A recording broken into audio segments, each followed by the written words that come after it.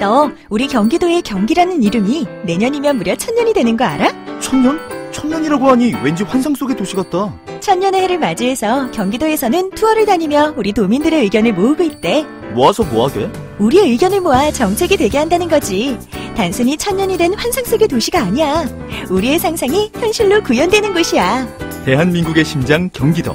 고려시대부터 불린 경기라는 이름은 어느새 1000년이 되었습니다. 1000년 동안 대한민국의 심장으로 뛰어온 만큼 경기도민의 목소리를 모아 미래 비전을 만들어가겠습니다. 이 캠페인은 경기도와 경기문화재단이 함께합니다. 전국 대학원생 노동조합이 만들어졌답니다. 대학원생, 성추행, 논문 표절, 폭행, 심지어는 대학원생한테 오물을 먹인 대학 교수 사건, 여러분 기억하시죠? 그렇게 엄혹한 현실에 처해 있는 대학원생들이 우리도 노동조합을 만들어보자 뭉쳤다는 얘기인데요. 그 당사자들 목소리 직접 듣기 위해서 오늘 스튜디오에 초대했습니다. 전국 대학원생 노동조합 구슬아 위원장, 어서 오세요. 네, 안녕하십니까. 강태경 부위원장, 어서 오세요. 예, 안녕하십니까. 네, 창립총회를 이미 한 모양이네요. 아, 네, 설립총회를 했죠. 네. 그러니까 위원장, 부위원장이 뽑혔겠죠. 그렇습니다. 네, 조합원이 지금 몇 명이에요? 그거는 극비사항입니다. 설립 신고했어요? 설립 신고는 저희가 이제 창립총회 이후에 발대식을 준비하면서 그 즈음으로 할 것 같습니다. 언제쯤 예정하고 있는 거예요? 2월 24일이죠? 네. 네. 극비라고 하는 거 보니까 그렇게 많이 안 모인 모양이네요. 그죠? 열심히 모으고 있습니다. 구슬아 위원장은 지금 성균관대 대학원? 아, 네, 그렇습니다. 석사과정?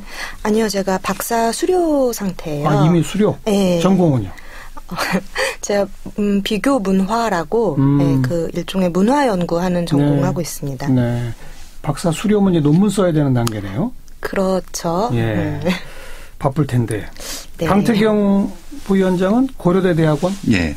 저는 이제 정치외교학 전공이고요. 그리고 이제 석사 논문을 이제 막 썼습니다. 아, 심사 받아야 되는군요. 심사를 받았습니다. 그럼 통과? 예, 예. 그럼 이제 박사과정도 갈 건가요? 네, 지금 준비를 하고 있는데 이제 또 조합일도 있고. 그렇군요. 그렇습니다. 네. 어쩌다가 노동조합이란 생각 얘기가 나오기 시작한 겁니까?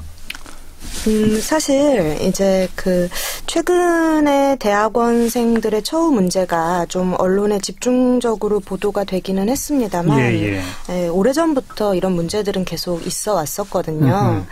뭐 각 대학에서 이제 각자의 방식으로 그러한 대학원생들의 인권 문제라든지 아니면 노동권 문제를 보호하기 위해서 활동을 하던 친구들이 있었어요. 근데 이제 이분들이 서로의 존재를 모르다가 어떤 일을 계기로 이제 서로의 존재를 알게 되고 한 자리에 모여서 작년 가을 정도부터 이제 좀 논의를 했습니다. 같이 할 수 있는 일이 무엇일까?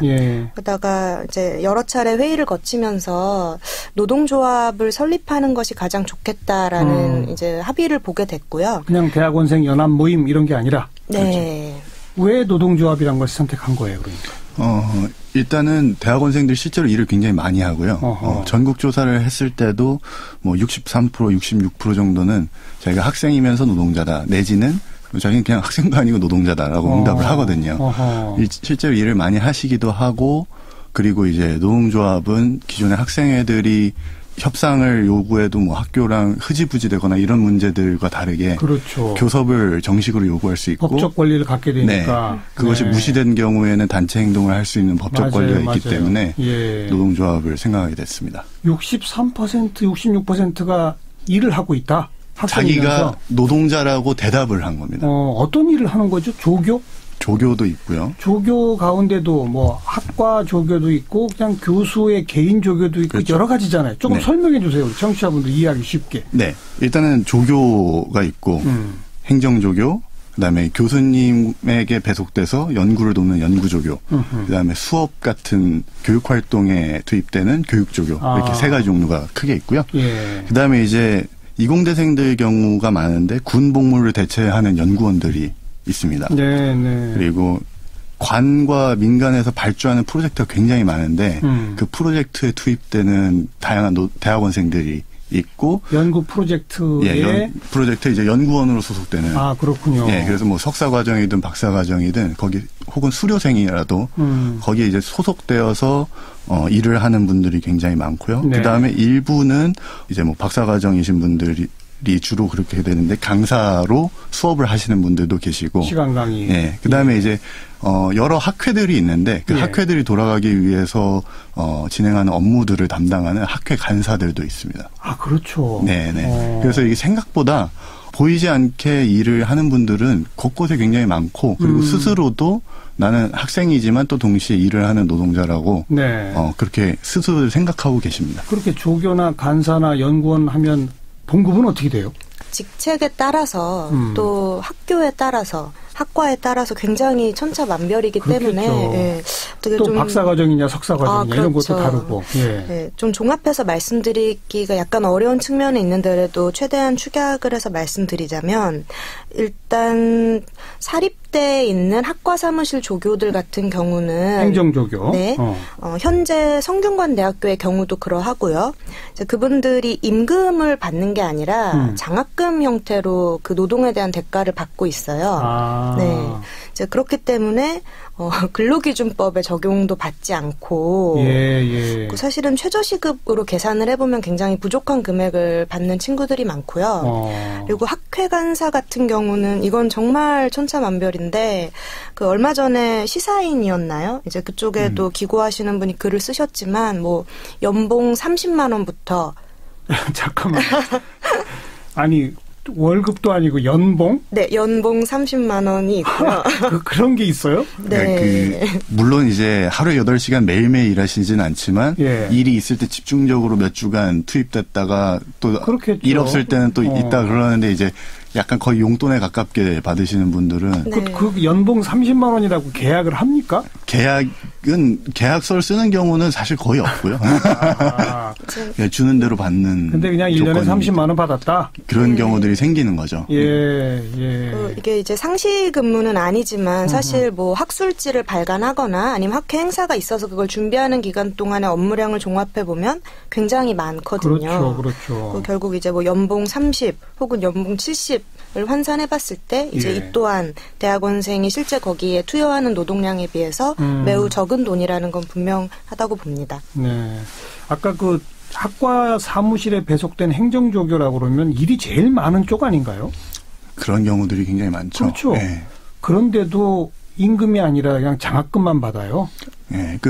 사실 이게 이제 학교들의 편법이기도 했고 그 원래 거기에 교직원을 배정을 하면 정식으로 고용을 해야 되고 하니까 이제 그 인건비를 아끼는 차원에서 조교에게 업무가 과하게 돌아갔던 문제들이 있어요. 사실 그래서 그 문제에 대한 지적들은 옛날부터 있어 왔고 어떤 학교들은 이제 교직원을 뽑아서 그 조교들이 다른 좀 교육과 관련된 업무를 하게 하는 경우도 있지만 아직도 여전히 학교마다 학과마다 차이가 많죠 거기는. 네. 근데 아무튼 여전히 거의 풀타임 근무인데 행정조교는 그런데도 장학금밖에 안 주는 경우들도 있더라.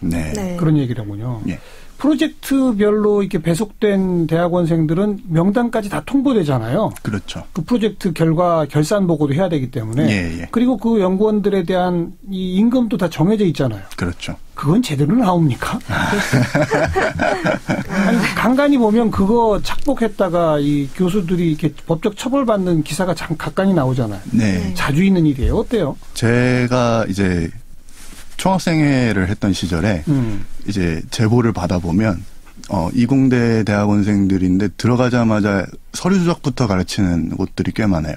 서류 조작을 가르친다? 그러니까 가령 회의를 하지 않았지만 회의를 해서 회의비가 얼마고 인건비를 책정을 했지만 통장에 입금된 돈을 다시 뽑아서 모아놓는 풀링이라고도 하고. 근데 이제 대학원생들 개개 계좌가 있어야 되니까 거기로 입금이 됐는데 그 돈을 다 찾아갖고 다시 또 모아가지고 딴 데 쓰고. 정말 최악의 경우는 일정 금액만 쓰라고 하고 결제를 그 사람을 시켜서 합니다. 그러면 이제 증거가 깔끔하게 남지 않기 때문에. 그러니까 뭐 가령 너는 뭐 월 몇십만 원만 쓰고 나머지는 갖고 있다가 뭐뭐를 사야 될 때 혹은 나중에 이제 받는 식으로. 네 돈으로 써라, 네 돈으로 사와라 이런 식으로. 그렇죠. 예. 그러니까 이제 실질적으로는 인건비를 빼돌린 거지만 기록으로 남지 않는 그런 방법들까지 있다는 제보를 듣기도 했습니다. 예. 그런 서류 조작을 제대로 가르치지 못한 교수들이 걸리는 거네요. 물론 모든 교수가 그런 건 아니고 그럼요. 네. 정말 이 대학원생들을 더 잘 챙겨주려고 일부러 그 임금 꼬박꼬박 챙겨주려고 노력하는 교수들도 많이 계시죠? 어마어마하게 많죠. 물론입니다. 예. 네. 그리고 그렇죠. 실제로 저희 노동조합을 응원해 주시는 분들도 굉장히 많고요. 그렇죠. 예. 네. 직접 두 분도 이미 박사 수료 네. 또 석사 논문까지 쓰셨는데 황당한 일 당한 거 있어요? 뭐 없다고 하면은 사실은 이제 거짓말일 것 같고요. 제가 예전에 석사 과정생일 때 저도 수업 조교로 일을 했었는데 이제 그때 제가 받았던 장학금이 6개월에 100만 원이었어요. 6개월에 100만 원? 네. 한 학기에? 네. 전체 학비도 아니네요. 학비의 그렇죠. 일부, 극히 일부. 네. 근데 이제 이게 원래는 취지는 학생이 많은 수업에 기말고사, 중간고사 기간에만 이제 그 채점 업무를 보조하는 걸로 그렇게 장학금이 책정이 됐었던 건데요. 예. 이게 그 수업에 배정되고 나면은 거의 그 대학원생을 어떻게 쓰느냐는 담당 교수의 어떤 재량에 따라 결정된 측면이 크기 때문에 좋은 교수님을 만나는 학생들은 이제 그 금액만큼의 노동만 하면 되지만 그렇지 않은 경우는 뭐 본인이 시험 문제도 내고 강의 교환도 만들고 하여간 여러 가지를 도맡아 하는 경우가 많습니다. 그래서 저희가 노조를 만들면서 이제 물론 좋은 교수들이 많다는 것도 알고 또 교수의 어떤 특정한 개인성을 저희의 어떤 대상으로 삼지 않는 이유가 이 책임이 굉장히 분산돼 있는 어떤 대학원 구조 자체가 또 문제인 점이 있기 때문에 그렇게 설정을 한 것도 좀 있고요. 다 개별화되니까 우리가 연대해야 되겠다 이런 생각을 하시게 됐다는 거 아니겠어요? 그렇습니다. 그렇죠.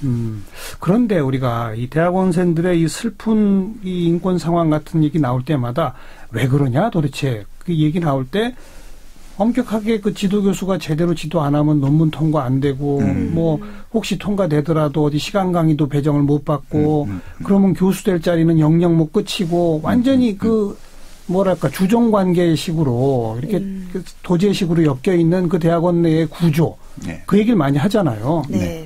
노조 만들어도 그 구조는 여전하잖아요. 근데 나 그거 두려워서 노조가 함께 못 하겠어 이런 사람들도 여전히 많을 것 같아요. 노동조합이 사실 있느냐 없느냐에 따라서 교수님들이 이제 책임성을 이제 좀 더 자각하실 수 있는, 그러니까 문제가 되셨던 분들이 그럴 가능성을 일단 첫 번째로는 점치고요. 그 다음에 이렇게 말하면 슬프게 들릴 수도 있지만 자기의 문제가 스스로 외면하면은 고치기는 좀 쉽지 않고 대신에 그 문제를 정면으로 직시하는 분들이 피해받지 않도록 저희들이 이제 옆에서 함께 해주겠다. 거기서부터 시작을 하고 그 다음에는 또 상황에 맞춰서 뭐 지켜드릴 수 있는 분들 최대한 지켜드리는 방향으로 움직여야 될 것 같습니다. 다른 나라에도 대학원생 노조가 있어요? 있죠. 미국 같은 경우에는 최근에 굉장히 조직이 확장되고 있는데요. 한 60여 개 대학에 조합원 수가 10만에 육박하는 것으로 그렇게 발표된 것을 봤습니다. 지금 우리나라의 대학원생 노조도 전국 대학을 다 연대해서 지금 단일 노조로 만들려고 하는 겁니까? 네. 맞습니다. 지금 현재 몇 개 대학 정도가 동참하고 있나요? 일단은 저희가 설립을 추진하는 단계에서는 그때 모였던 구성원들의 대학 소속을 나눠봤을 때 한 6개 정도 대학이 참여를 했었는데 저희 노조가 이제 설립총회를 마치고 곧 발족을 한다는 소식이 외부에 알려지고 나서 굉장히 많은 대학원생 분들께서 문의를 주셨어요. 그 가입을 해주신 분들도 많았고 그렇기 때문에 이제 지금은 참여 대학이 약 10개에서 12개 정도로 그렇게 빠르게 늘어나고 있군요. 현행 법상 노조 설립에는 아무 문제가 없는 거죠? 지금 일단은 조교들에 대한 노동권을 인정해줘야 된다는 함의를 갖고 있는 판단이 고용노동부에서 최근에 있었어요. 동국대학교 조교들이 이제 소송을 걸었던 문제에 관하여 그랬었기 때문에 실제로 저희들이 굉장히 많은 일을 하고 있고, 그거는 명명백백한 것이기 때문에. 알겠습니다. 가능할 거라고 봅니다. 자, 설립 발족까지 완료되면 제1번 과제로 뭘 하시려고 합니까? 사실은 이 대학원생 노조가 노동조합의 제목을 가지고 있지만 대학원 사회 문제를 봤을 때 노동권 문제만 건드릴 수는 없을 것 같고요. 예. 어쩔 수 없이 이제 인권에 대한 투쟁도 같이 가야 되는데 예. 일단 기본적으로는 그 2018년 신학기를 맞이하여 기존에 있던 이제 대학원생 근로장학생들, 그러니까 조교들이죠. 정리해고하려는 그런 제보가 많이 포착이 되어서요. 그런 부분들에 있어서 직접적으로 피해를 받는 분들을 구제하는 것도 저희의 당면 과제고요. 그다음에 이제 이공대생들이 저희에게 직접적으로 메일로 문의하기도 하고 가장 처음에 얘기하는 게 인건비 문제. 그렇겠죠. 예, 이거 어떻게든 손봐야 된다. 사실 이거는 뭐 정부 부처도 암암리에는 알고 있고 문제는 인식하고 있는데 당사자들이 함께 움직여줘야지만 해결되는 부분이니까 그것에 대한 중지를 모아갈 것 같습니다. 네. 그리고 조교가 됐건 뭐가 됐건 지금 근로계약서 쓰는 데가 아까 없다고 그랬잖아요.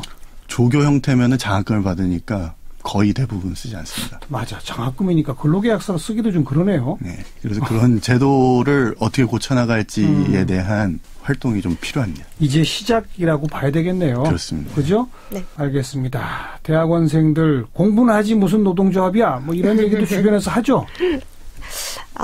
예, 사실은 이제 기사가 나가고 나서 제가 매일 자기 전에 1시간씩 SNS를 검색을 해보는데 응원해주시는 반응도 압도적으로 많지만 그 가운데 아니 쟤네는 공부는 안 하고 뭐냐 이러는 분들도 물론 계세요.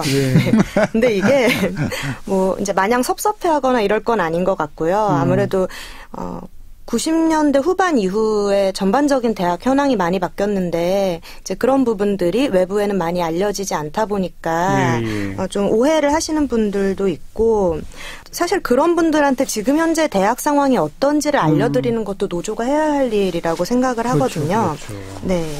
공부나 하지 웬 노조야라고 하는 분들한테 쉽게 이렇게 답하시면 돼요.